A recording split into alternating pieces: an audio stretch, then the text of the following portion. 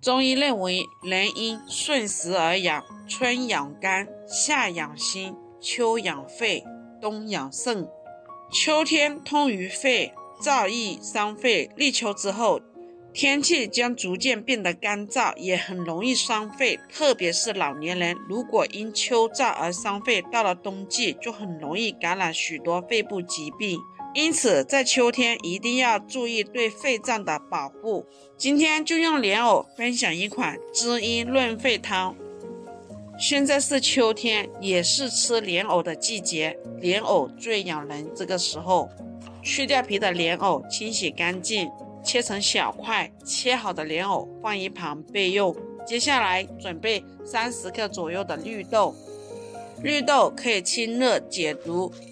接着再准备15克莲子，绿豆和莲子洗干净之后，和莲藕一并加入砂锅中，加入适量清水，大火煮开，小火煮1个小时。1个小时之后，这一个莲藕、绿豆、莲子糖水就煮好了，加入适量的冰糖，把冰糖煮至融化。